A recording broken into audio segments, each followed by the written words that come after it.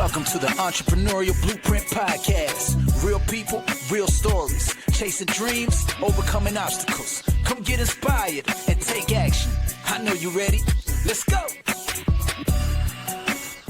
Welcome back to the Entrepreneurial Blueprint. Today I have professional football wide receiver for the Baltimore Ravens, Tez Walker, also a good friend of mine. And we're fortunate to have you, Tez, on our podcast. How's it going, man? Man, I'm good, man. I appreciate you having me on here.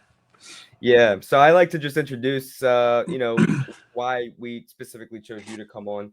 I reiterate this a lot, that we have people of all ranges on who have found success in their journey or their career, entrepreneurs of all industries, different athletes, and obviously, of course, you're a professional athlete. That's one of the hardest things to do in life is become a professional athlete. I think only 0.1% of people born in the United States actually get that feat. So just introduce yourself, introduce how you got into football and what your background is in sports, and we can go from there.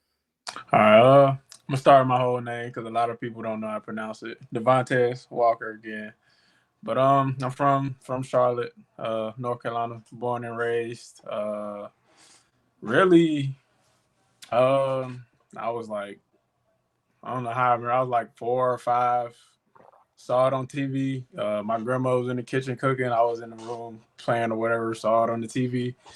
Ran in the kitchen. Told her like it's these guys on the screen running around with a ball. Like that's what I want to do. So ever since I told her that when I was 4 or 5 years old, I hit the ground running with it. I started when I was 6. Obviously, I started in flag like most people, and then got in the tackle when I was about 8.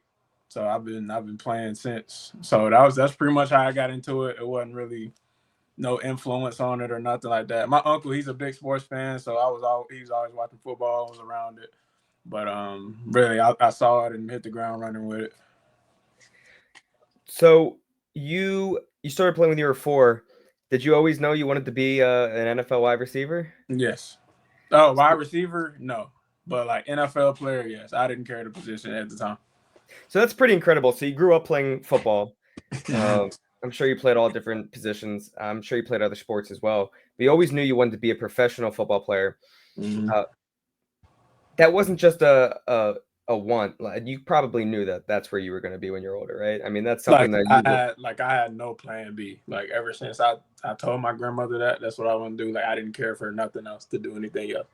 Like in school, like people used to look at me like I was crazy. Like Devontez, what you want to do when you get older? I tell them I want to play in the NFL. Like they'll look at me like that's unrealistic, and I'm just like I'm looking like I'm dead serious. Like nothing's gonna stop me from getting there. So that's always been plan A for me. And so let's, I guess, start from the beginning. So high school football. All right. So high school football, JV or varsity as a freshman? As a freshman, I was on JV. I moved up probably like halfway through the year, toward the end. So about week 8 or 9, we played 11 weeks. So I played like the last 3 games of it. So you basically played varsity, just say your entire high school career.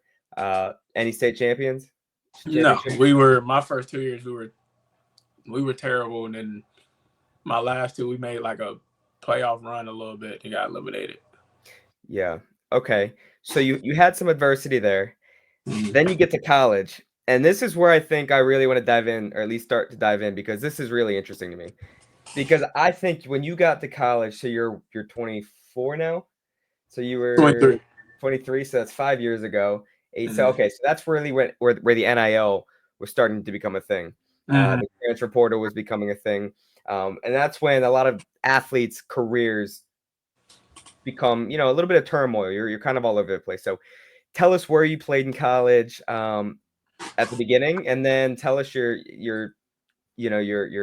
journey there between I think you played at 3 colleges, and what that was like. So I can really tie it all into one. Like I can start back in high school when I signed. So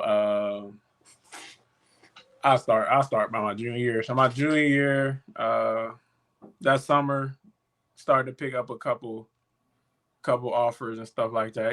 Smaller schools like on the FCS level, you're your NC Central, A&Ts, your so all the FCS programs, like the Citadel, VMI, and then so most schools, like bigger schools, like wanted me to play DB. I was a corner. I was 6 foot 6'1", so that was pretty rare there for a corner. So you got your UNCs, your South Carolina coming.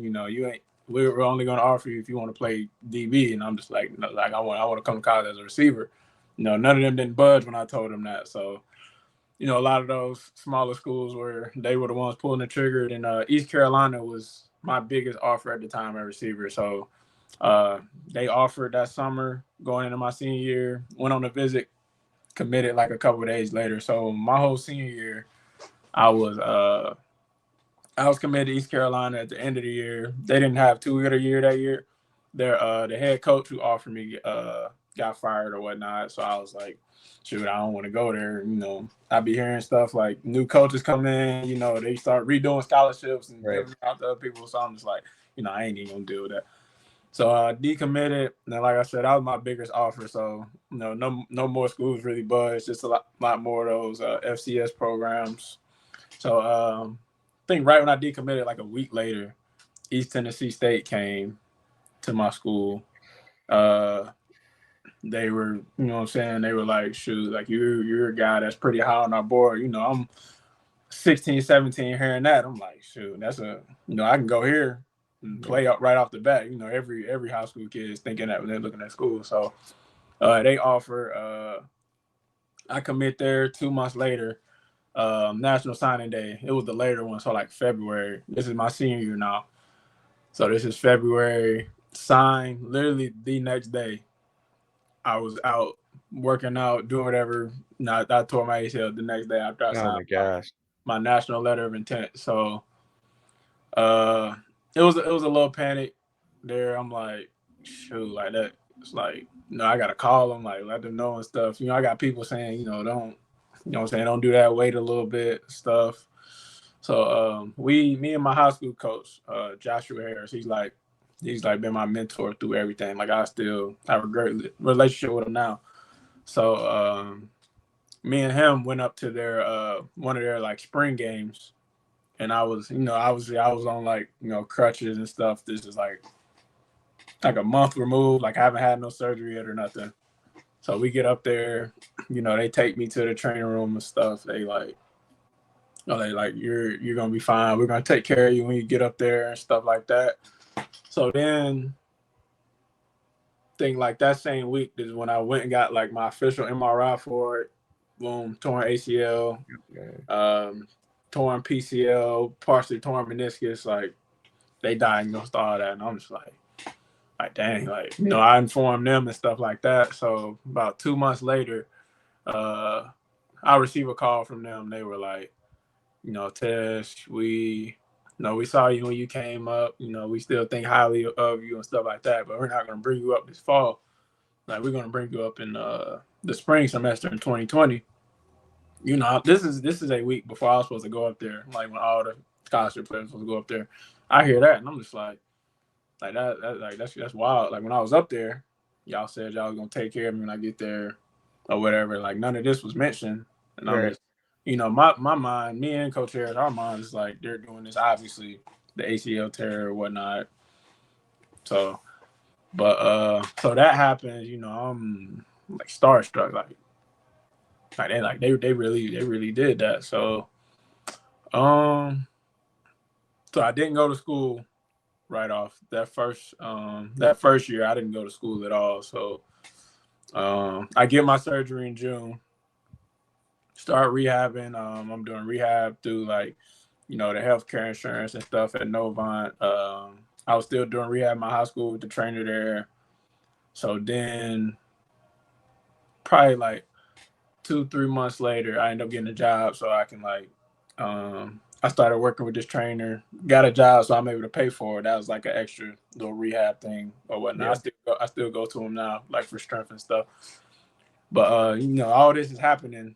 Like I'm 18 years old, supposed to go off to school, and like now it's like real world at this point. Like snapping fingers. Like I was one of them players. You bring it up in interpractice, coaches coaches is saying like everybody's not gonna be doing this after this. I was one of them players. Like it's one year out the other because I'm getting offers. Like I'm finna go play college ball. Then it was stripped away from me like that. So that really opened my eyes then. But while this is happening, I'm probably like 3 months removed from surgery. I check on like the ETSU status through the app. I mean not the app. Their the social media page and stuff. I seen they had like an extra like guy on their roster. So me and Coach Harris look into it. We're like, he wasn't on the visits with us, or they wasn't mentioning it. I wonder like, who he was. So we go on the roster. We see he's a scholarship player, and I'm just like, in my mind, I'm like, is that the scholarship they gave to him? Was it mine? And Coach Harris, he's like, it could be, it could not be, but I would assume that it is. So I told Coach Harris, I called him. I called East Tennessee State. I asked about it. They told me, and I told them on the phone. I was like I don't feel comfortable coming up there.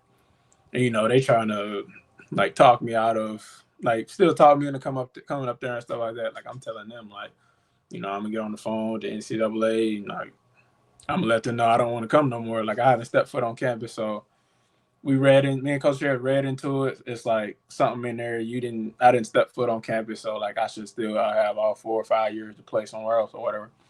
So we looked deeper into that. I was able to get out of that and stuff. East Tennessee didn't agree with it at that time. I didn't really care. Like I didn't want to go there no more after how they kind of did me. So, but this is probably the real first career setback you had that took you off your path to reaching the NFL. Mm-hmm. All right, so you finally you get out of East Tennessee. So what's next? East Tennessee, still working or whatnot, reopen my recruitment. So really, we're reaching out to schools, like those same caliber schools, A&T. I think Mercer was one of them. We hit up a couple D2, like to try to get a chance and stuff like that. Like a lot of those teams wasn't budge. Like they're like, shoot, he's coming off ACL tear. The only film he had in high school, we haven't seen no, you know what I'm saying? We'll take him as a walk-on or whatnot. And, I'm just like, shoot, if it's a walk-on, I don't really want to, you know what I'm saying? I ain't had the money then to pay for school, so. But we going through that. Some weeks go past. We're still reaching out to coaches. So I think, this Coach Harris was like, NC Central came to the school to see one of the younger guys at West Charlotte then. And they ended up asking about me. Like, they was like, we've been looking up, trying to, looking up on Tez, trying to find him and stuff. We see he not on the roster. Like, what, is he somewhere right now? So Coach Harris like, nah, he at home. Like he never go to school nowhere. So then NC Central was like, give us all his info. Like tell us where he is right now. We'll go pull up on him right now. So that same day, they pulled up to my job. I was working at Bojangles then. They pulled up to my job at Bojangles, came and sat with me at Bojangles and offered me a scholarship there. So you were working at Bojangles and they just, you guys are having some Bojangles and you got a D1 out. That's actually pretty sick. And they said that was the reason they're doing. They was like usually most guys in your situation we wouldn't. No, they was like usually most guys, we know about the ACL tear and stuff like that. Most guys we wouldn't offer a scholarship, but this is it. He was like, his name is Devontez Edwards. He was the DB's coach there. Then he was like most guys, what you've been through and what you're doing right now, they wouldn't do this. Like you're, working, pay for rehab, trying to get back somewhere and stuff like that. Like we want that to be that. We want that a part. We want somebody like that part of our team. So he was like, we're gonna give you a full scholarship to come play at Central next year. They knew about the the NLI stuff. Since you ain't played at East Tennessee, you'll have all your years to play and stuff like that. So I ended up committing on the spot or whatever. Went on a visit. Didn't really need to honestly, but I went on a visit, check it out. And I fell in love with it. They were the only team to give me a chance. So it was no hesitation. So we're in 2020 now. I ended up going to Central. So we were supposed to go over the summer, but then it was COVID. COVID happened, so they pushing everything back. And then they're telling us like there may not be a season. There's a possibility it could be. We could play a couple games because this one all the teams started opting out in our conference. Central's in that that MEAC conference. There's like Norfolk State, A&T, FAMU, Bethune-Cookman at the time, all them schools. So all these schools start opting out and stuff. So I think only remaining schools like us and Norfolk State and A&T, I think. But then I think Norfolk end up canceling their season. So the whole conference just canceled everything.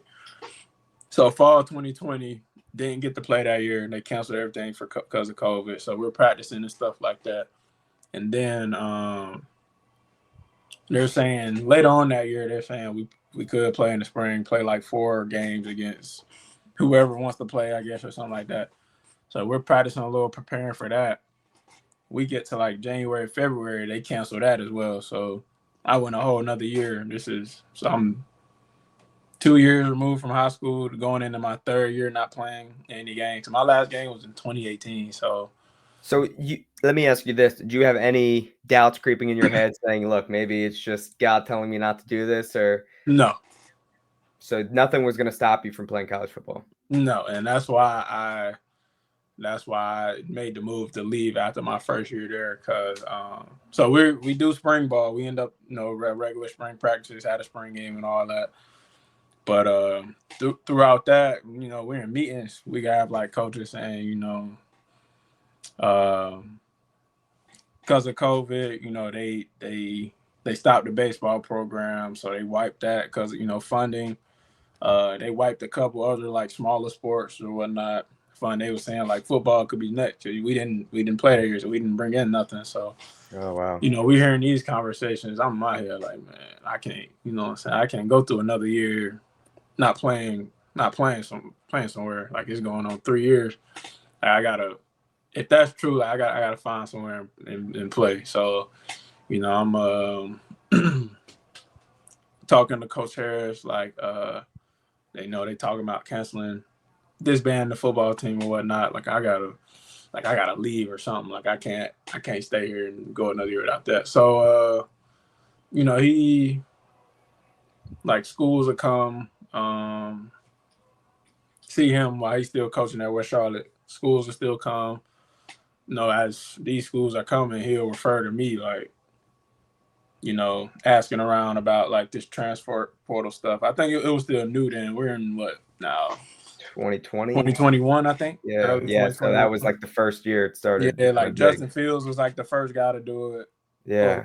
First guys, it's still new. So he starts asking coaches about the transfer portal, how it works, and then he'll get back to me like, it works this way and this, that. So pretty much giving me the information and stuff like that.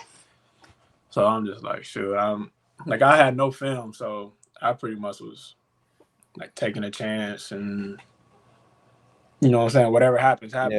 Yeah. Like I jump in there. We in spring ball. I had a good spring. I'm hearing good things from Central. But right after like a week later, I just did it. I wasn't like I told Coach Harris, shoot, he was like, if you're gonna do it, you ain't no looking back. And I'm just like, this is what I want to do. I want to go somewhere and play. Like I don't care at this point. So I do it. A couple schools reached out. The biggest probably Georgia Tech, but they knew about the ACL injury. Yeah. They like, we take them as a walk on. So I think Marshall offered a scholarship, and then like right before I was going to visit up there, Kent State comes in the mix and stuff like that. So me and Coach Harris talking to Kent State.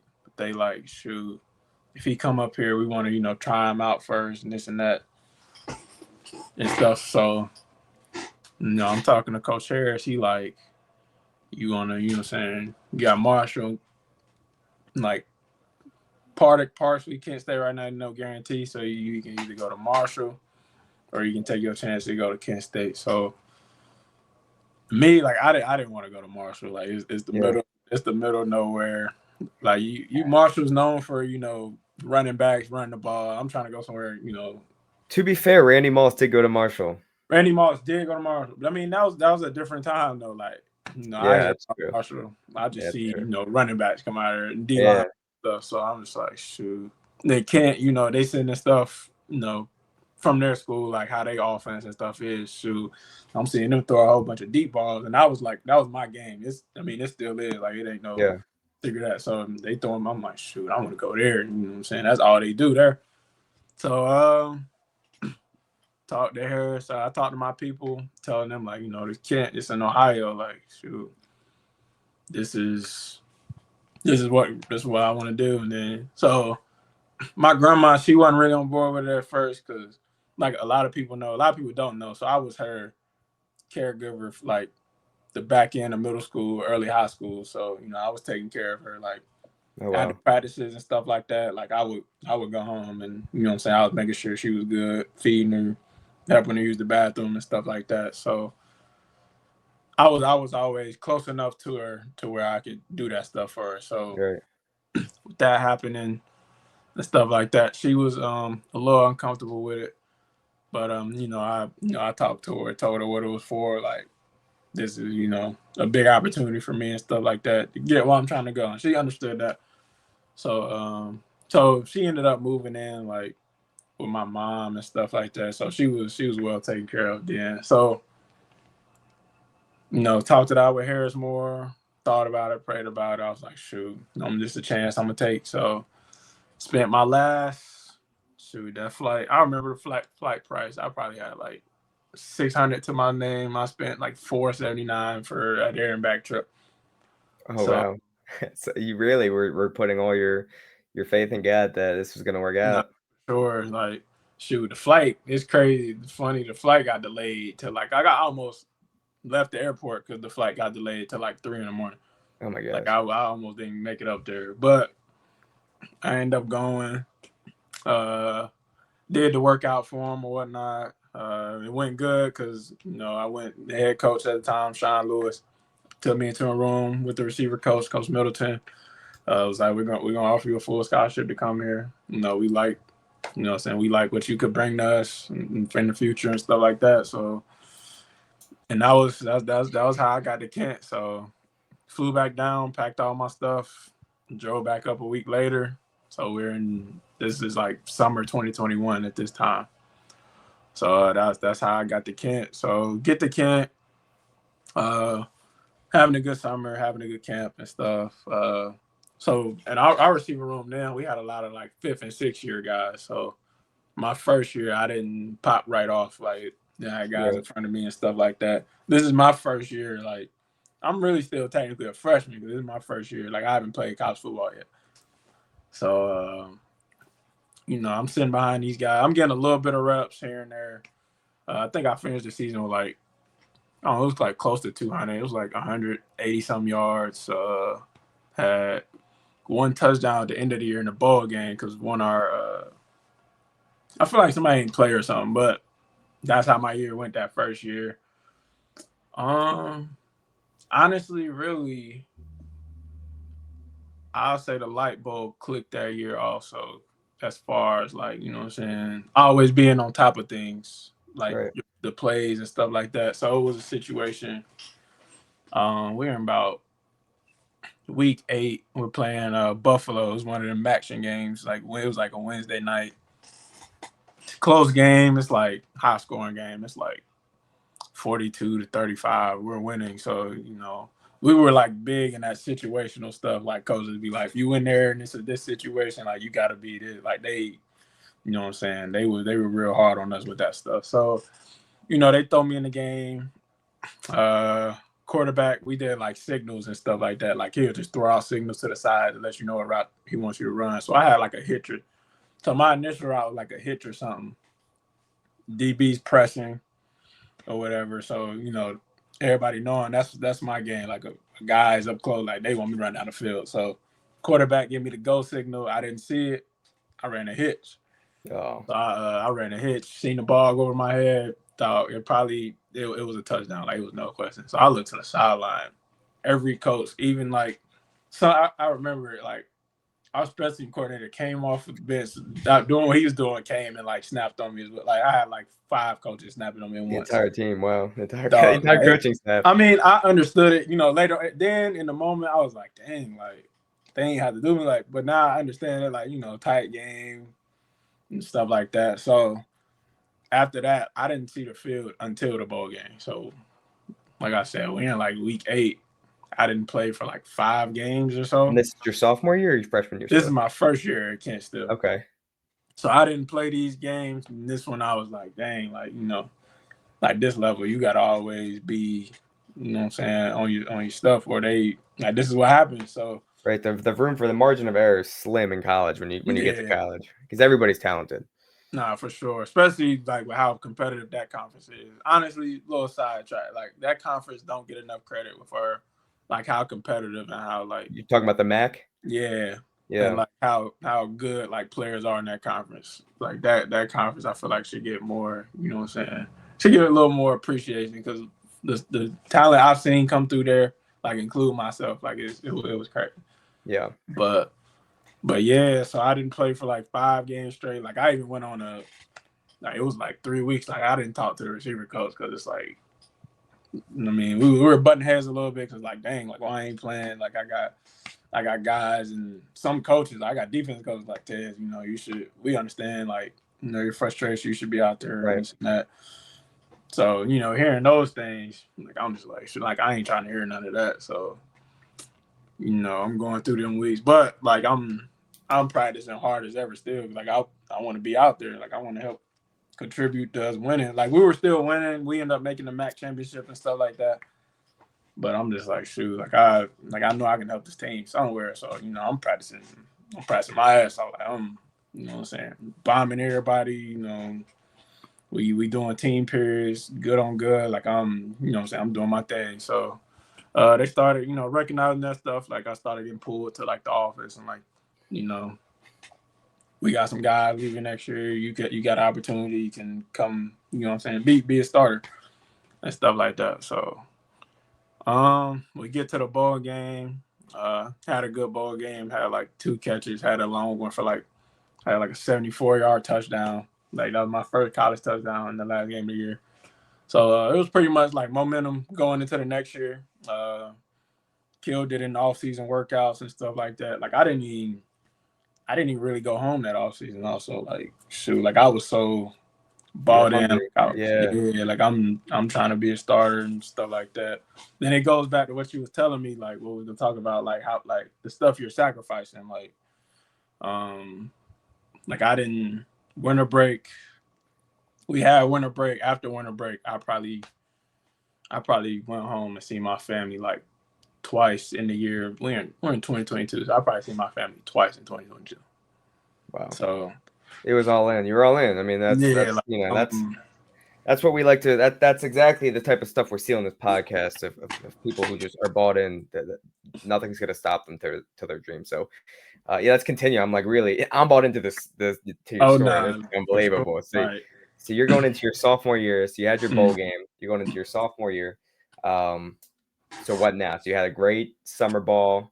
Great summer ball. We get to camp, having a good camp. But it's like I have like coaches in my ear, like our receiver coach. He's like, this gonna be your first time being a starter. Like, we don't know yet. Like, I think he was doing it for a reason. Like, I think he knew like stuff like that gets to me, but like in a good way. Like, how I go out there.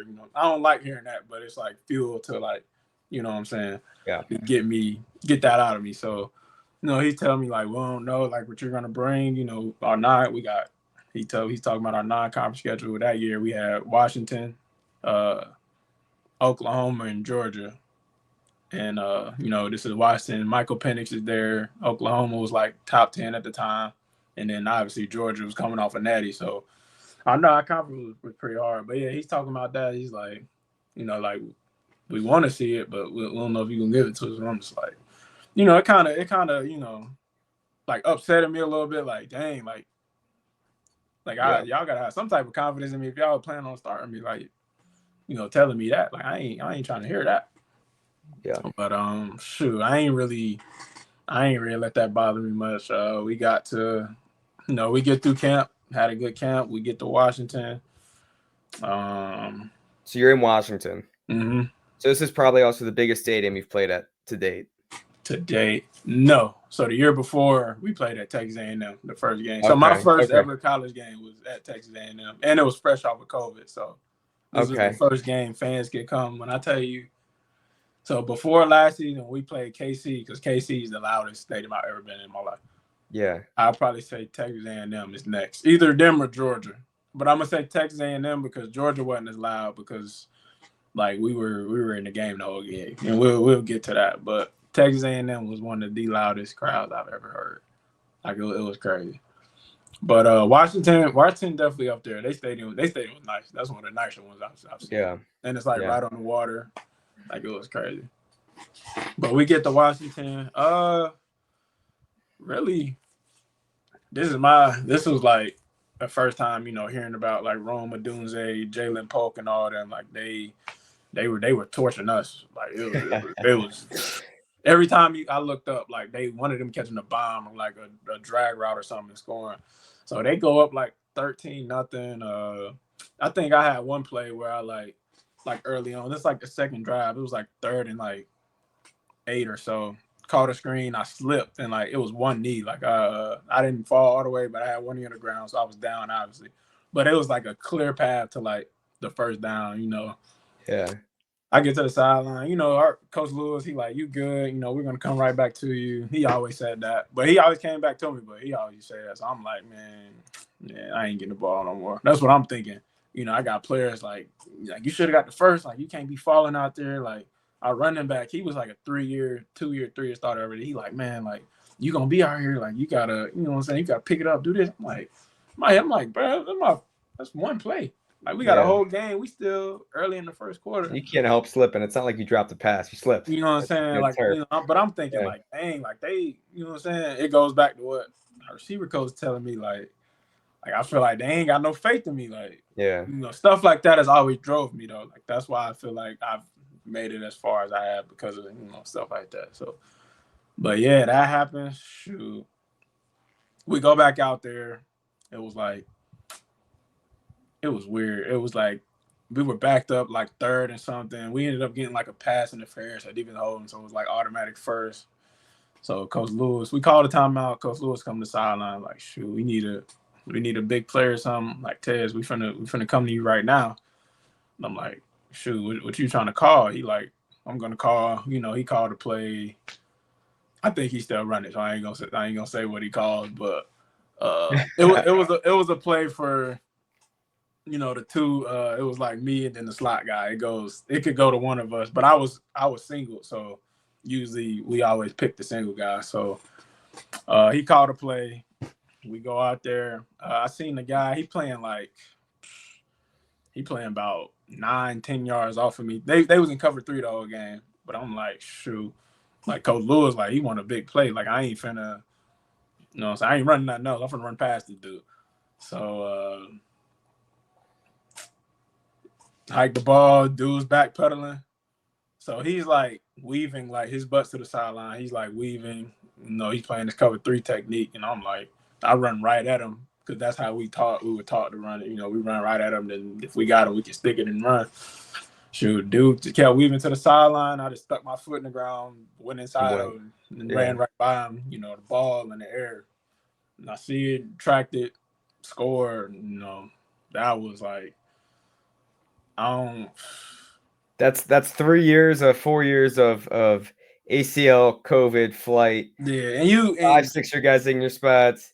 They hitch and go incident. This is like the redemption. This is like, man, then finally. you can hear it on the video. Like I like slammed the ball, spent it or whatever. It's like screamed like all that. Like that's what that moment was. Like that's what it felt like. Like all that built up. Like it finally, it's coming to light. Like. And I'll find that video and put it in the link if anybody wants to watch it because I want to watch that. Like that was like a lot of people talk about the Georgia game when I later on that year, the Miami game when I was at UNC, Virginia and all that. But like I feel like that was my best touchdown in my career because I feel like that set it off like oh yeah, he's gonna be a problem. Like, and then the way I did it, like most guys, like you have a cover 3 corner playing off that deep. Most guys not running by a guy like that. And I think he was like an all-conference guy the year before at that. So, but that this play is a like, big school. Play, yeah, this is why. I mean, I think this is the year before they went to the national championship. So and they won like I think they only lost like 1 or 2 games that year too. Yeah. So. But yeah, that play will always stick with me. Like I still have the video saved in my phone. Like I watch it all the time. But shoot, after that play, I think I finished that game. I think I finished like 3-4 catches, like 80-some yards. Like I know our other receiver, Dante, he ended up transferring out too. He went to Penn State and stuff, but he had like a crazy game. He had like 107, stuff like that. But after that game, it pretty much like I hit the ground running after that game. We play Oklahoma, have a solid game against them. We have our first home game, have another solid game, 100 yards, 1 touchdown. So I'm already at like 3 touchdowns on the year, and we're only in week 3 going into Georgia. So Yeah, now you're on people's radars. yeah, so shoot, we get to Georgia. And I ain't gonna lie, I just had a conversation. I was on the phone with my Coach Harris yesterday. We just had a conversation about it. We were like, that whole week, when I tell you, like my receiver coach, like any receiver coach is gonna get on anybody's nerves. Like he got on our nerves all the time. Coach Middleton, Matthew Middleton. Like I love him to this day. I still talk to him. But like when I tell you that week, like some of the meetings, like I wanted to walk out the meetings because like I said, we're playing Georgia. Like he's gassing them up a little bit. He talking about like we playing Keely Ringo. He's a projected first round corner. The other guy was Kamari Lassiter. Shoot, I think he ended up going high like second round this past draft, but he's projected. You know what I'm saying, high draft guy. So. And then they got the 2 safeties. They got the freshman. He was a freshman then, Malachi Starks, and then Javon Bullard. So they stacked. Our receiver coach talking about like, these guys, they ain't gonna let you do all this stuff. Washington and Oklahoma let you do. They, their technique, they're pretty sound and stuff like that. Like if you come out there, not on your stuff, they gonna end up jamming you up, this, that. And I'm just like, dang, like. Do we do anything good? Like, we've been balling these last, like, Seif went for 100, Washington, I went for whatever in a tud, Oklahoma, I went off. We're playing well. Like, he making it seem like we've been playing bad all year. So I'm looking like, dang, like, do anybody even believe we can win the game? Like, that whole week, even in the game, I felt like the only person who wanted to win that game. Right. Like, maybe Coach Lewis, because Coach Lewis, like his mentality and the way he called plays, like you can see, like he was trying to win all them games. But like as a player, like out of all the players, I felt like the only guy who wanted to play that game. So we go through that week. We practicing receivers. We going off because it's like that. We finna play these guys. We can't be out there, BSing. So we get to Georgia. I ain't gonna lie, that's one of the biggest college tailgates I've ever seen. Like I think we had to stop the bus for like 5-10 minutes to clear people off the street so we can get through. Like it was crazy. And honestly, in my mind, riding through that crowd, because I'm at the point now, like shoot, at the rate my season going, like we can, like I can end up going to somewhere like this, like yeah. So I'm seeing that kind of fueled me as well. like shoot, like I want to. This is what I want to be. This is like a game day I want to be a part of. So seeing that was like crazy. And then like we're playing Georgia, it kind of hit home a little bit for me because that's who you're seeing. Like growing up, Georgia, I think we're like 2.5 from the University of Georgia in Charlotte. So I had a few people at the game and stuff. This is their first time watching me play college football. So, but walking into that stadium, it was definitely a crazy experience for me. But we get to the stadium, the vibe in the locker room, like it was a little off to me. Like I'm just like you can see dudes like, not really doing, what they usually do in the pregame. It's like, dang, like y'all looking like y'all know we finna go lose, right? Yeah. And I'm going through my regular routine. I do my warm up. I'm listening, to my music. I don't listen to like rap music or nothing before a game. Like I try to listen to more like calm stuff. When I'm like hype and jittery and stuff, I feel like that'll have me off and like doing more than I have to do and stuff like that, and like just out there messing up. So I feel like I gotta be as calm as possible before a game. I've always been that way, but I'm going through my pregame and stuff like that. I ain't gonna lie, I walked out on the field. This is when everybody walking out with their pads on and stuff for like, to warm up the team.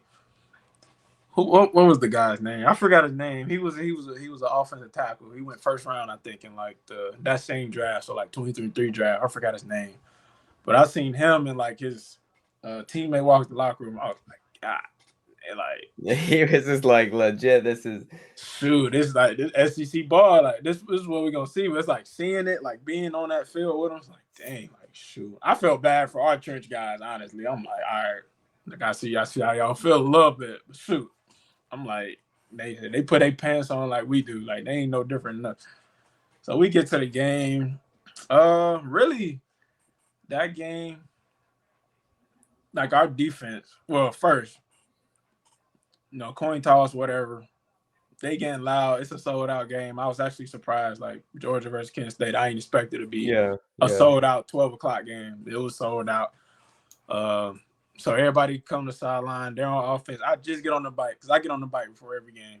Defense on the field first. Brock Bowers scored like an 80-yard sweep, an 80-yard handoff on the second play of the game. I'm like, bro, all right, like I see where this game gonna go. Yeah. So he does that. I think we go 3-and-out, but then our defense, they start, giving them 3-and-out. I think they went like 3-and-out like 3 times in a row before we even got our first field goal. So defense balling, we on the sideline, and honestly, like because we kind of always wait. Like Coach Lewis, every offense, they go off a script of like 10 or 15 plays or so for their first couple plays. He on the script or whatever. No, I'm just waiting on him to come to one of us, like me or C, because we were the guys. Like, shoot, we finna come to y'all on some plays, to get us going. So, I'm on the sideline. I'm just waiting for, for him to tell us. So, at this point, we're in about mid-second quarter, like toward the end. It was like 4 minutes left or so. It was like 3-12. They had got like a safety or something. So we go out on the field. I don't even remember what down it was, but it was a formation where we put our tight ends on the outside. No. It was our regular formation. I go line up or whatever. So the play was like it was our RPO. It was like our base RPO play. So obviously we can hand it off, and then like our slot guys, like they bubble out for like a screen for if the quarterback pull it. So we get lined up. We running time off the clock because we finna get ready to go to halftime. So we waiting all the way to the end. So then me and our tight end who was on our side, he was lined up in the slot. His name was Chris. Like I still owe him to this day. I actually gotta figure out how to get his number and text him. I owe him to this day. Like I owe him a meal or something. But his name was Chris. I can hear Coach Lewis say, "Tez, Chris," because we was on that side. Like we looked, he was doing like that hand gesture, like switch. So we switched. So now I got the bubble and he's blocking just in case the quarterback throws it. So what was crazy about that play? So like those plays, our quarterback never throws it. So he'll either hand it off or he'll pull it and run. Like he never throws it. Like my time at Kent, I've never seen him throw it. So I'm in my head like, all right, I'm about to run this bubble. We're gonna get to the next play. So we snapped the ball.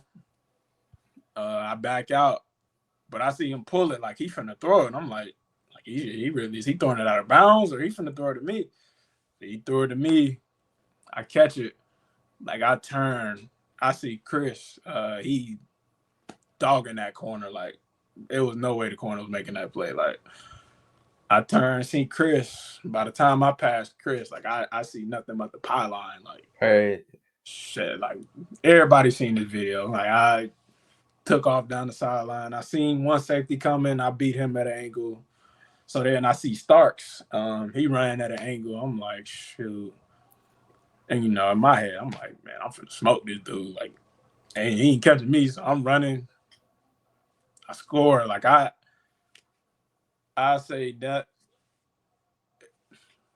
it's about a tie between that and the Washington moment. Like, you can just see the crowd. Like, everybody seated. Like, nobody in the crowd doing nothing. Like, it was dead silent, right? You had a stadium of 100,000 people now dead silent. Like, no, I ain't even know what to do in the end zone because I'm like, I'm looking at their faces like they like, bro, like they look like they wanted to throw something at me. Like, Yeah. But dog, when I tell you after that, like we didn't hear their fans no more that game until like fourth quarter when they started, Stetson Bennett started doing his thing or whatever Yeah. and stuff. No, after that play, when I tell you like it was on after that. Like it was nothing they could do. We getting stops, like stuff like that. Like so we go into halftime, we come back out, we back and forth with them. Think they scored. It's like 19. We scored. So they scored. We scored. This like the end of third quarter of the game. It's like 19. It's like 19-16. Right. So we tried to go for two. Didn't get the 2-point conversion. So we're stuck at 19-16. So then like they score again. We come back and score again. So I'm catching so they started to play like deep on us. Like I said, we threw a lot of deep ball. So they started to play deep. So Coach Lewis like, shoot, we finna throw screens and slants all game. They just wanted to come tackle us. Yeah. So we're throwing screens and slants. Like my game, I think I had 110, 2 touchdowns or something like that.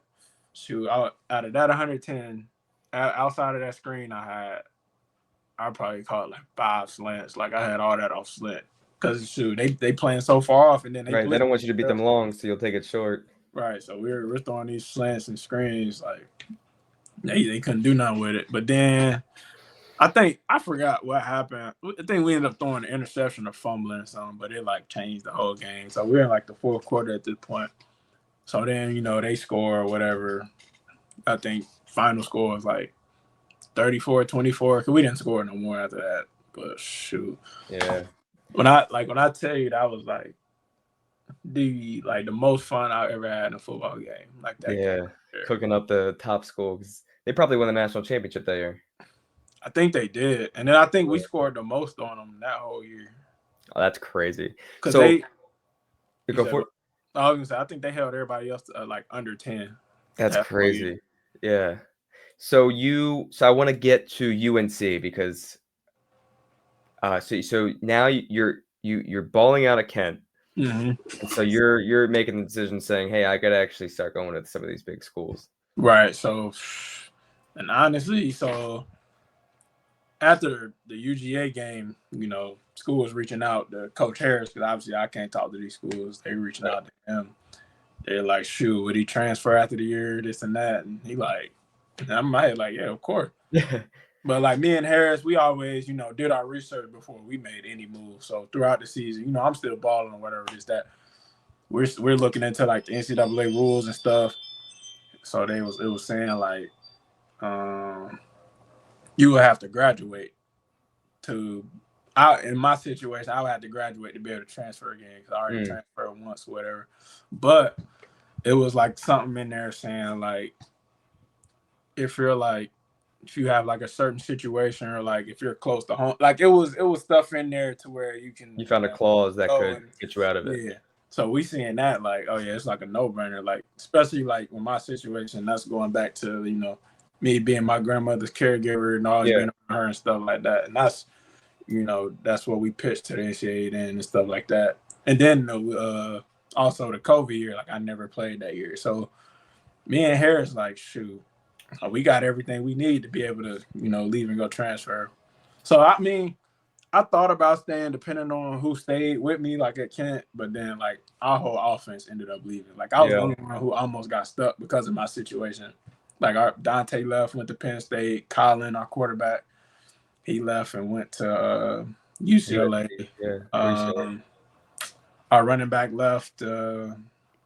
Our receiver left. Another receiver went to West Virginia. So I'm the only starter left in this offense. So I'm just like, shoot, because I was gonna wait it out till the summer. I was supposed to graduate there in summer 23. So we're in 2022 at this point at the end, going into 2023. And I was like, man, me and Harris talking about it because he's reaching out his connects, his schools, like he's reaching out to Georgia, people he know there, Tennessee, like their compliance is like, how would y'all look into this? And, schools telling him like they don't know, but I'm just like, shoot, one of these schools can figure it out. So I entered the portal, and I kid you not, I was on the phone. I entered the portal on like a Thursday. I was on the phone almost like 48 hours. Just with Like, coaches from around the with country. coaches. Like I probably had every offer in the country. But the only thing with all the schools, like they were asking me and Harris about like the waiver process, you know, to be able to play. And we like this is stuff y'all supposed to know and stuff like that. Man, you had a couple schools like they knew what they was doing, like with his situation, he'll be fine and stuff like that. So and it's crazy because UNC was like the last school to call me like to reach out, and they were just like, so they were like, shoot, you down the street? Because I'm back home at this point in Charlotte. They're like, you're down the street. You can come up on a visit tomorrow if you want to. We'll have Drake come through and everything. So, shoot, drove me and my, did me and Coach Harris go up? Yeah, it was me and Harris. We went up to UNC. You know, they showing us around. They like, we get to compliance because we telling them, like, that's the only thing we really want to talk about right now. So we're telling them the situation. We talk about the COVID at Central, not playing because of COVID, me being my grandmother's caregiver and stuff like that. And then me coming closer to home because of, like, I want them to be able to see me play. Like, she's never saw me play in a football game ever. And, like, you know, she was like a big reason in me, you know, continuing to do that. Like, she was the one, you know, sit on them Sundays and Saturdays, not knowing what's going on, watching it with me. Like, she had no idea. But, you know, I want her to be able to see me do that. So with them hearing that, UNC was like, shoot, this would be the easiest waiver we've ever done. Like, we've gotten guys cleared over some BS, but they had like nowhere near the, you know what I'm saying? Yeah, you have a legit you actually have a legit reason here. Yeah. Right. So, you know, me hearing that, I'm like, shoot, I ain't going nowhere else. So I told other schools, you know, I told Penn State, Tennessee, because they were like the two favorites, like, that I could have possibly went to. I was like, shoot, I'm gonna go to UNC. Then also Drake May had a big part in it. Yeah. Drake May, he's a Heisman candidate. He's a potential top 5 pick versus Penn State had Drew Allard, which he turned out to be good, but it's like at the time he hasn't played yet. I don't know how he's gonna be. Tennessee, who they had? I think they had Milton. Milton was solid, but it was like, shoot, Drake. And by the way, Drake May, in my opinion, is still the number one quarterback from that draft last year. Out of all the quarterbacks out there. Yeah. Jaden Daniels definitely made his case, but I like everything you want out of a quarterback though. Like, yeah. Drake had it. But shoot, commit there. I went on an official visit just because I didn't really get those experiences in high school. I wasn't highly recruited, so I wasn't able to go on those. So I went there, and like it pretty much solidified, like on like, yeah, like I'm coming here. So I get there in January. I'm enrolled or whatnot. Think like a week later in NCAA, Coach Brown called me into his office. We're talking with Coach Brown and compliance, and they like the NCAA just changed the rule or whatever about like 2-time transfers. Like they would have to sit out regardless now, situation, whatever. But Coach Brown, and that's what I love about Coach Brown also. Like he treated everybody in that team like his son. Like, and he told us that like at least once a week. Like he would want, if he wants everybody to be treated like his son, and that's exactly what he did. But Coach Brown, like you enrolled a whole week before they changed that rule. So like you should be fine. Like we're gonna be fine. Like we're gonna do this waiver, submit the waiver, and be good. So we submit the waiver like so I think so classes start because that's when we could officially submit it. We do that. We submit it a couple of days later. We're waiting to hear back. So we went through winter ball. Went through spring ball. Spring ball went good. Like I made my case. Like, oh yeah, like Ted's gonna be our guy. Like he's gonna be the starter. So did that. And you and Drake have that you have that chemistry immediately. Oh, dog. Like it was like no wasted time. Like we're in practice, we hitting a couple catches, and like at the end of practice, he just throw a bomb. Like he's got that big arm. You got that 4.2 speed in the combine.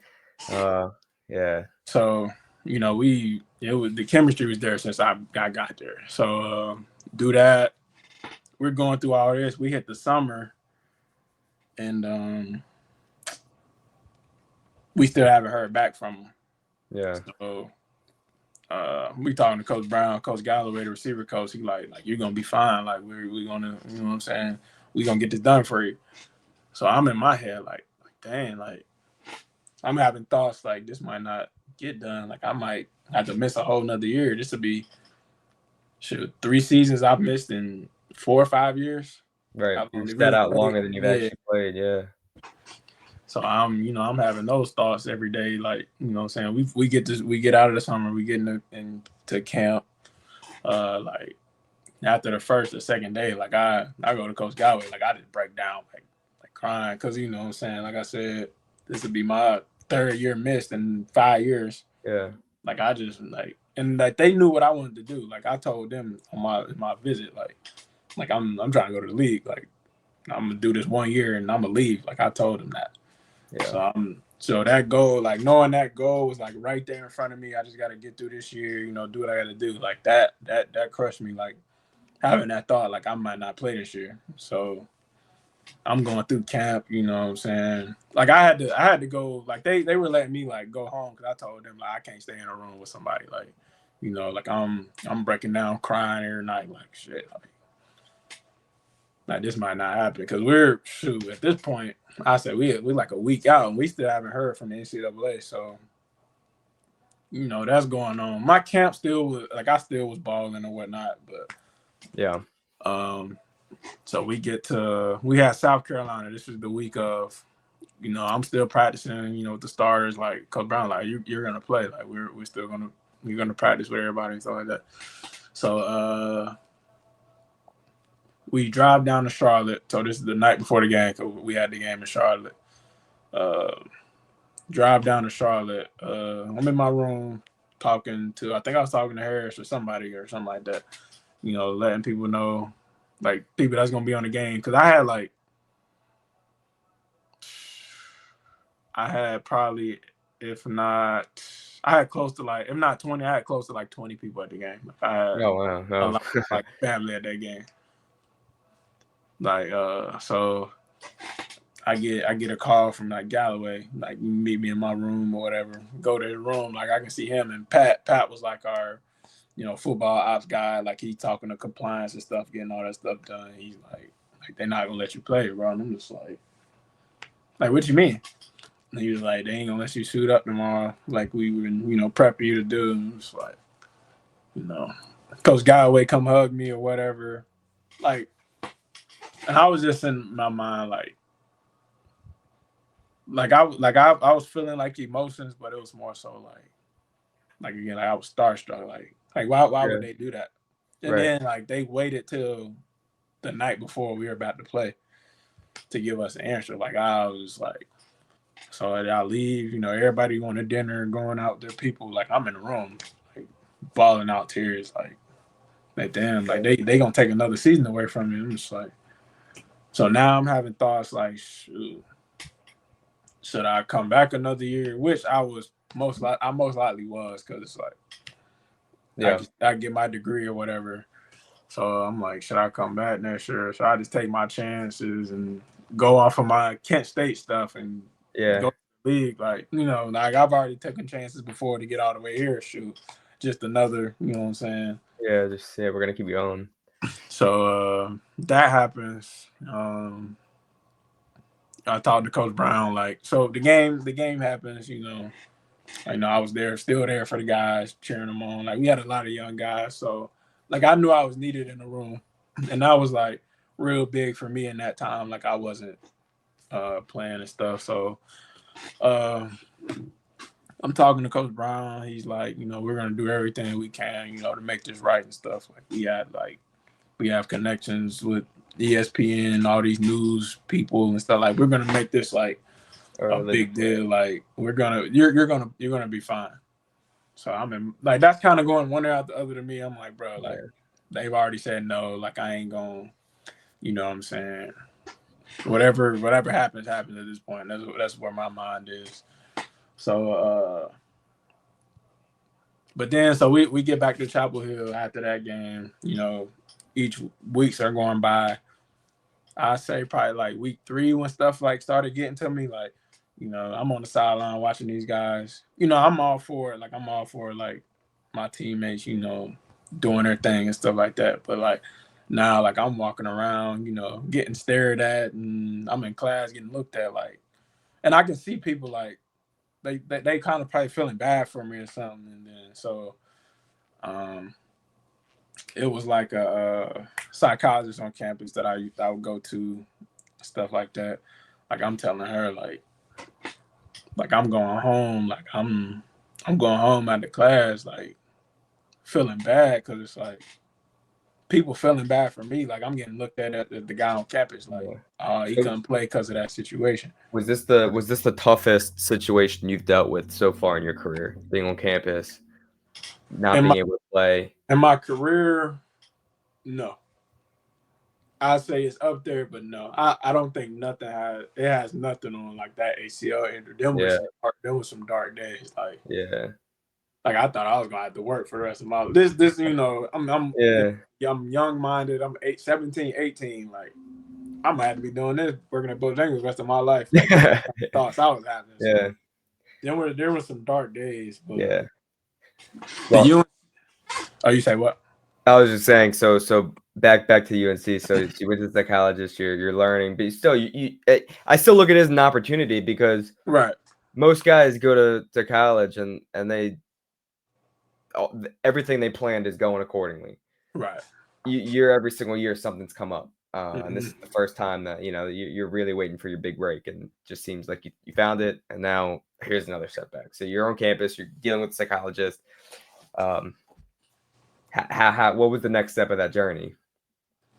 Honestly, really just being there for, you know what I'm saying, the guys on the team, specifically like the receiver room. Like I said, like we had a young room. Like when I came in, like I was the only one who really, like I had the most experience, and I didn't really have many years under my belt, but like that's how young our room was at the time.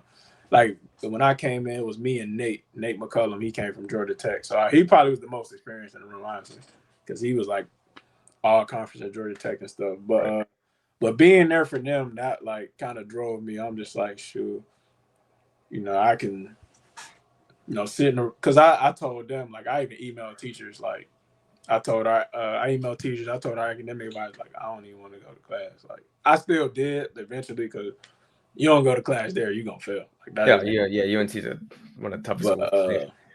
I told them, like, shoot, like, I ain't even coming to class. Like, I almost went home because, like, I ain't want to be up there. But, you know, I had to be there for them guys. Now, also, we had Tylee Craft on our team. You know, most people know who that is. He just passed due to cancer and stuff. But we had Tylee Craft and Mitch. He was like our team chaplain.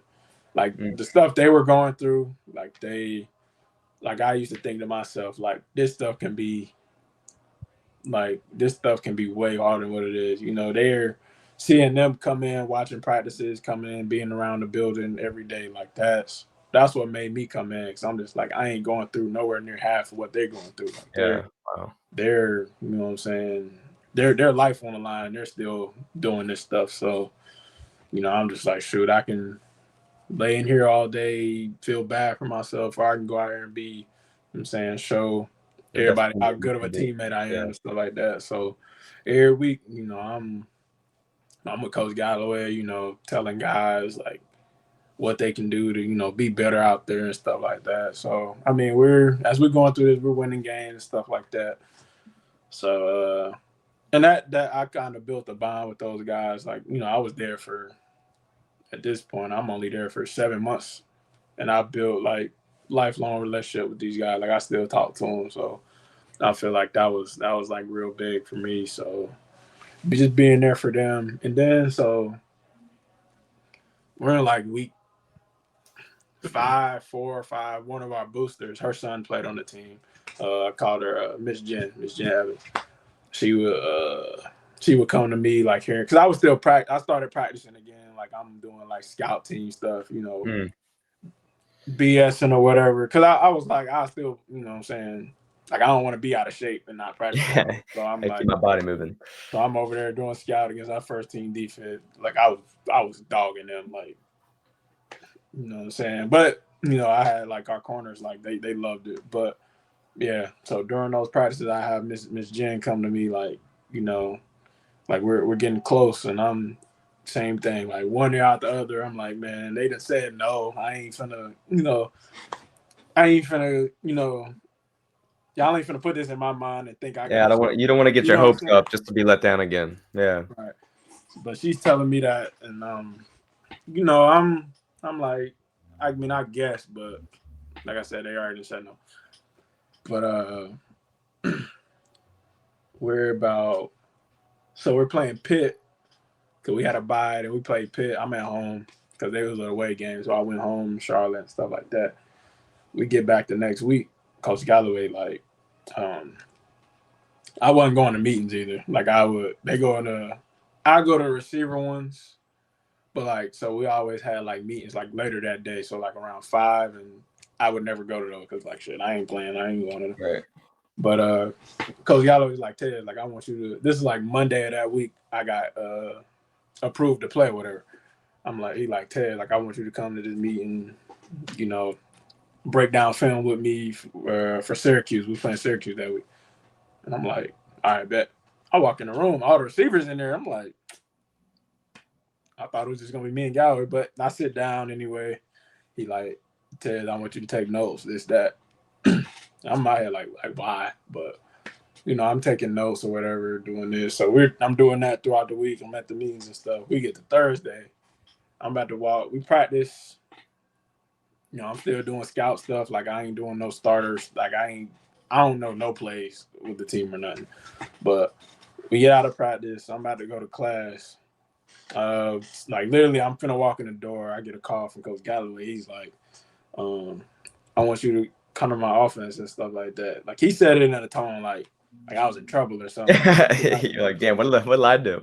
Yeah, like, cause not to put him out of the spot, but like the receiver room, like we used to be tripping there. Like we were always on Coach Brown desk, like doing stuff. So I'm in my head like, dang, like what I do.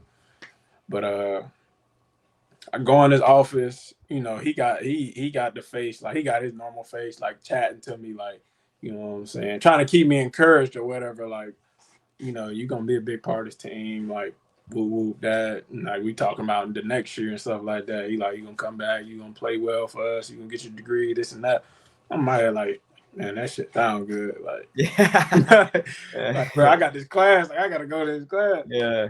But so he's like, come on, let's go talk to Coach Brown, this and that. I walk in the office. Miss Jen's like sitting, like when I tell you she's like the sweetest lady ever. So like she's always smiling. But she had her phone with a camera, and I'm looking at the camera like, what's going on? Like I just see Coach Brown like with his arms out with a big smile, like the NCAA, you know what I'm saying, cleared you to play. I'm just like, I'm thinking he playing, like, yeah, he's pranking you back now. you know what I'm saying? I'm just like, cause you like that same video is out there. You can probably find it somewhere. Like you can see my face. Like I had no reaction because it's like, are y'all being for real? Or y'all just like, you know what I'm saying? So he hugged me. Coach Galloway's hype. He hugged me and stuff like that. A couple tears came out. It was like, it wasn't nothing crazy. Like you can barely tell. Yeah. But I'm just like, as soon as like I like left Coach Brown's arms in my head, I'm like, I need to go learn the plays. Like I don't know no plays because now I'm in the mindset like, forget all this like sentimental stuff. Like I'm trying to go to the league. Like I ain't let's go now. play. Right. So like we head right into the receiver room. We going through the plays. We going through all the base stuff because I think the game plan was a little short that week. Like Syracuse wasn't like they was undefeated, but they wasn't playing nobody, so they wasn't really good. Yeah. But the game plan was a little short that week. Whatever. Coach Galloway was like, we probably gonna keep you on our sideline anyway, so we can just tell you what to run. So fast forward, we get to Saturday, dog. On my Twitter, like I'm riding the bus, we on the way to the game. That's all you see is, Ted stuff. Like you see the equipment manager post the number 9 jersey, my last name on it. Like, I even seen a post like the Ted Walker jerseys like sold out at like one of the stores. That's crazy. That's stores crazy. and stuff like that. So I'm like, dang, like this is really, you know what I'm saying? I get off the bus, man. You just see like a whole bunch of kids lined up with like a Ted Walker shirt on. Like I thought that was the craziest thing ever. Like I'm tearing up a little bit now, like thinking about it, like, cause I was that little kid once, you know, looking up the guys and stuff like that, seeing like kids with my stuff on, like that was amazing. So we doing our little bell tower walk on the way to the stadium. You just see everybody with their Tez Walker shirt on, chanting, you know, the free Tez Walker chant and stuff like that. So get to the locker room. You know, I'm going through my regular pregame, you know, saying music, whatever. We get to the game. So they pick somebody to, you know, carry the flags every game. They pick somebody who carries the North Carolina flag and then the American flag. So obviously they gave me the North Carolina flag from here. It's a big deal, whatever. Oh, wow. I run out the tunnel. That was like, it was crazy, dog. You just hear the fans. They same thing, chanting the free Ted Walker chant. This that, like every move I did, like they cheered for something. Like I could literally probably look over and brush something off my shoulder. They were gonna cheer. Like that whole game was crazy. So I didn't start that game because obviously, you know, we going with the guys we've been with, whatever.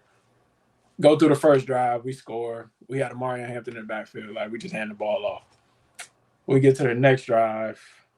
I don't remember if it was the second or third drive, but I get in, I walk onto the field. I just look up at the screen. You know, they show me, you know, run on the field. Like you just hear the fans. Like you probably heard the fans like in Raleigh. Like they were so loud, dog. Like I'm like, dang. Like I'm trying to stay locked in, but it's like, damn. Like all these people, you know what I'm saying? They here for. They probably was there for Drake, but they here for me. Yeah. Like, I thought that was crazy. Like that hearing all that, like hearing how loud they were for me and stuff like that. Like it made me realize like I chose the right school and stuff. So like that community and that program, like everything they did for me, like it was crazy. Like I will always have love for that program for sure. But that game happened. I think I had like 6 catches for like 50 yards. Like it wasn't nothing crazy. What's crazy about that? I should have had like 3 touchdowns that game. So we ran a lot of like crossing routes. So like I had my first route. It was a one high safety. Blaze past his face. Like everybody in the stadium seen me run by his face. Like as I'm running my route, I can hear people getting loud. Like, oh, give him the ball. So Drake ended up throwing it to Nate. It was still a big play. Nate caught like a post for like 50-something yards. But like I would have scored. We came back to that same play like the next quarter, like third quarter, same route, crossing route. Ran, I think they was in man, so the corner followed me. I left him. Drake threw the ball out of bounds. So I'm like, dang, like I could have had easily 150 touchdowns. So after that week, what's crazy is it was like a Sunday. I had a good friend I studied with. We had I forgot the class was named. It was one of them like health classes. Like we'd be learning about the human body and stuff like that. But we was studying in the Keenan Center. That's where like the academics are. So she showed me a Twitter post. I guess it was, I don't know if it was a student or a fan or something. It was like this Tez Walker guy, you know, they hyped him, like said all this about him, did all that for him to play for him to only have 50 yards and no touchdown. Like this dude's garbage. Like, ooh, I'm like, dang, like it was the first game. Like y'all go judge me off of that. Like I knew like obviously no fans gonna know that, but I'm like, dang, I ain't no plays. Like I'm out there, you know, so I'm out there playing backyard football, baby. But I'm like, in my head, you know, I ain't really paying attention to it. I'm like, dang. But you know, going in the next week we had Miami, so this was like I got a full week to prepare. Like I know what I'm up against. Like they had a top 10 defense in the country at the time. They're ranked like 17. We just moved to like number 12 or something like that. So yeah, we just got the announcement like it's gonna be on ESPN and stuff, like one of the night games. So I'm like, shoot, oh yeah, this gonna be the game right here. Like, hey, this is gonna be the game. So, you know, I'm studying, watching film on them, like, you know, I'm getting everything on them I know. So we get to the game. You know, I talk to Harris before before every game most of the time. So I'm talking to him. He's like one of these NFL scouts. I think it was like the Vikings. He just called me. He's gonna be at the game. The Raiders was at the game. All of them at the game. They all probably was there for Drake also. But if they called him, I'm guessing they looking at me too. Because I think these all teams that needed a quarterback. So I was like, all right. But so I'm like, okay, this game a big deal. So I'm walking. I do a pregame walk every game. I do at least like 2 or 3 laps every game. That goes back to my childhood as well. Like I used to walk all the time, clear my mind and stuff. So I try to do that. But I can see like they had James Williams. He's like highly ranked safety. Dude hits everything walking. Like he'd probably run through a brick wall. I see him staring me down as I'm walking. I'm like, all right, like I see what kind of game this gonna be. We get to the game. I ain't gonna lie. We in the game, but they like killing us first half. Like blitzing Drake, getting sacked and stuff. Drake, like, you know what I'm saying? He getting mad on the sideline. Like they was, I don't know, going into halftime, I think they was winning. But you know, they killing us first half. I go to Drake. I'm like, dude, like, don't give nobody else the ball. Like, just give me the ball. He like, what do you want? I'm like, if you see me down there, just throw the ball. And we come out of halftime. We ran like our scissors concept. I had a post. I remember our tight end Kamari had the corner. He wide open. Drake ain't even buzzed to look over there. He just launched the ball down the field. They were in cover 4, so safety came down on that. The safety came down on one of them routes. I think we had a dig backside or something. We cover 4, so it's basically me in the corner. There's pretty much the same picture as the Washington look. Dude's like back to the sideline. He's backpedaling. Like I'm just hauling. I'm hauling ass to him. Like I'm finna run by this dude. And like you can see him like when I'm getting closer, you can see him start like panicking and like like get uncomfortable in his pedal because I'm moving so fast toward him. So yeah, I just run by him. I look up, I just see the ball, like it just fell right in the basket. Like after that play, like it was over with after that. Like, Yeah. I'm catching same thing, slants, all this. Like I'm in that mode now. Like ain't no stopping me. And I think I finished the game with like 178 or something like that. Yeah. 3 touchdowns. And you could look up your stats from those games when you started playing. I mean, you ended the year with close to 1,000 yards, right, or something. Yeah, I finished with like 700. So I had 700 yards in 7 games. Yeah, so you play 13 games. That's on pace for 1,300, 1,400. Probably, yeah. So yeah, it's crazy. So I want to get so you ball out at UNC, and as we get towards the end of this podcast, I want to do 2 things. One, I want to just throw some questions at you, like quick answers that I wrote down previous. Because I think this is gonna be fun. And 2, I want to hear what your biggest piece of advice to listeners, whether a business owner, whether it's a high school athlete, whatever it may be, whether it's a medical student, that you could give someone that you learned yourself. So let's start with questions. So you're in the NFL for the listeners, wide receiver, Ravens. First question. All right, so I was in New York when you scored your first touchdown. Mm-hmm. Did you think about celebrating?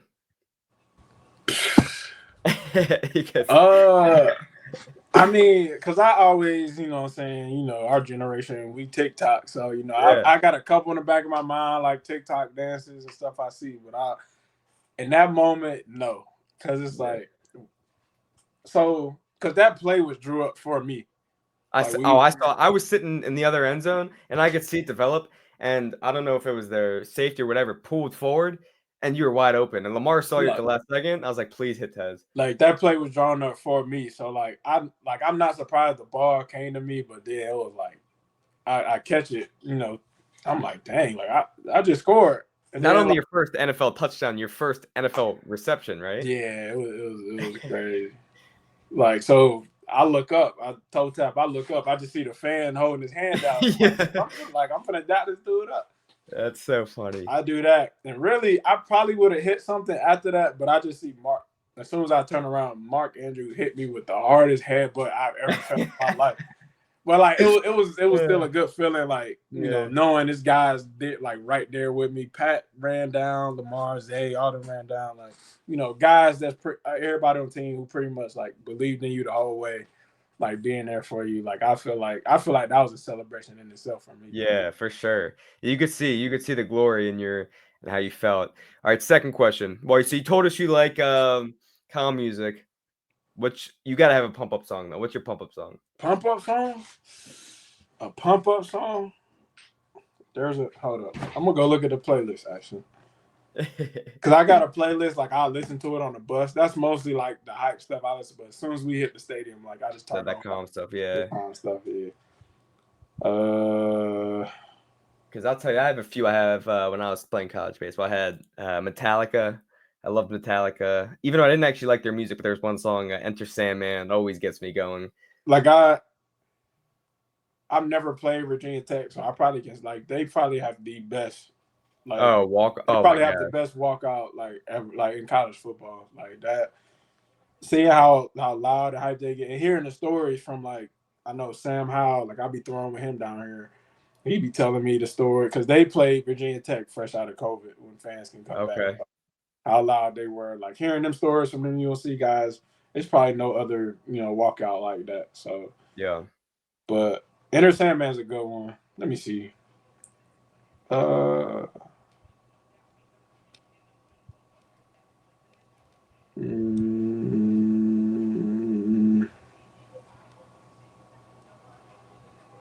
don't really have too many hype songs. Even like the hip hop songs I listen to, they kind of calm too. Okay, fair. All right, so that's good to hear. That if there is like some hype, it'll probably be like a Young Boy song or something, NBA Young Boy. Okay, yeah, Young Boy, but he goes crazy. Or like Kodak Black or something. Yeah, and he's a big Ravens fan. Yeah, Lamar, like him and Lamar are good friends. Did you see that side note? Did you see the guy the team manager NCAA who was it? March Madness walking out with the team. He was playing the music. Was it Florida or it was just the No, it was like a real small school. Hold on. NCAA basketball manager McNeese. The dude from McNeese. Oh yeah, I've been seeing that. And then he got like an NIL. Yeah, I've been seeing that. So he said "No Flocking" by Kodak is would be his that song, also a great pump up song. Let me see. Okay, if there is a song like I have to have, and it's like gonna get me like in that mode, like it's probably I'm on one with Drake. Who was on the song? Drake, Rick Ross. Oh, I'm on one. Yeah, that's a throwback too. That's all right. If you had, what do you think? What's a better celebration? Like, what would feel better? Natty championship in college or Super Bowl?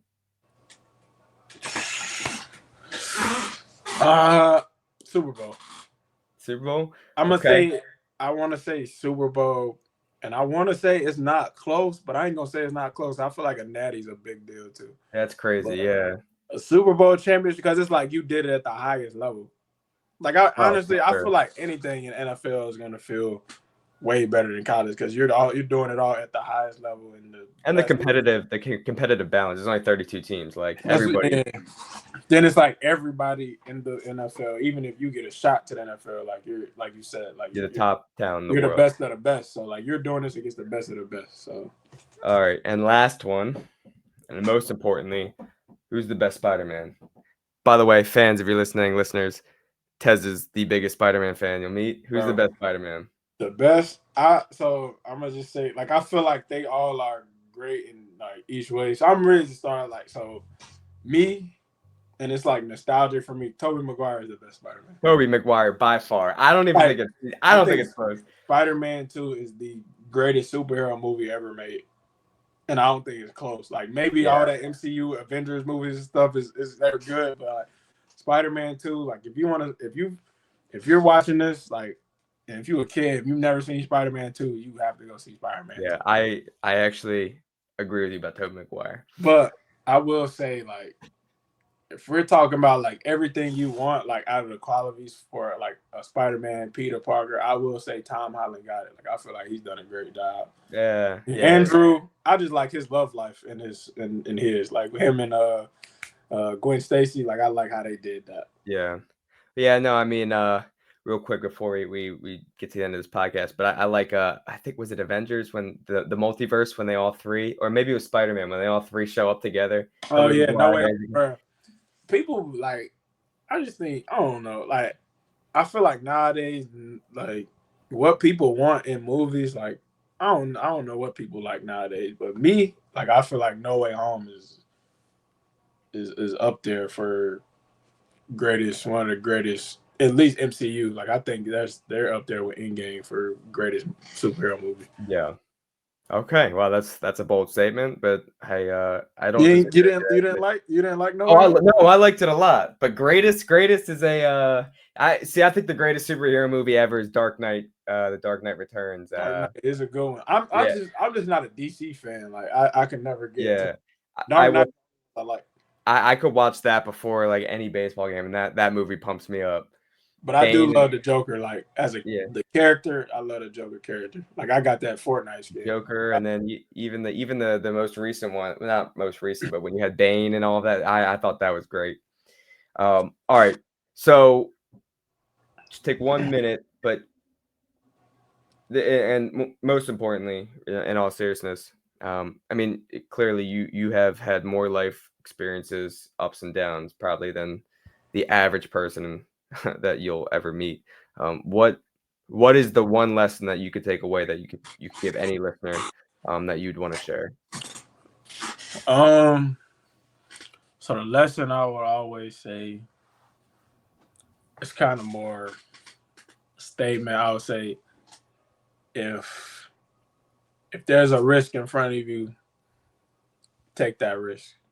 Like I feel like, if you go and go in life and you don't take that risk, like most of the time, 9 times out of 10, you're gonna regret not taking it rather than taking it, because it's always gonna be something on the other side of that door, whether you like it or not. Like I feel like the other side of that door is plenty of opportunity there. So that's my advice to really anybody in any field, business, health, and sports. Like if you have a risk, take it. Because that's pretty much was my journey. Every risk I had, I took it, and I made the best out of that opportunity. And I've seen people in my life, like like my uncle, girlfriend, stuff like that. They take risk, and they came out on top most of the time. So, well, that's a great way to end this podcast, Tez. I thank you. I mean, I had a blast listening to you. I could probably listen to another 4 hours of this. Sure. But let's have you back on soon. That's cool with me. I don't, I'm just training the rest of the day. Yeah. I'll be on the game. So let's get you on the podcast again soon in like a couple of weeks or so. That's cool. And then shoot, I'll even when I come back up there, I'll come to your crib or something and do it. No, let's do it. Hey, we got a whole studio at our office. You come down and we'll do it. All right, that's fine. We'll have some free time, so I'll be down to do it. Awesome. All right. Well, Tez, we thank you. I appreciate it for sure. To the listeners, we always appreciate the support, and make sure you look at number 81 this season on the Ravens. He's gonna ball out. Sure. Much love for sure.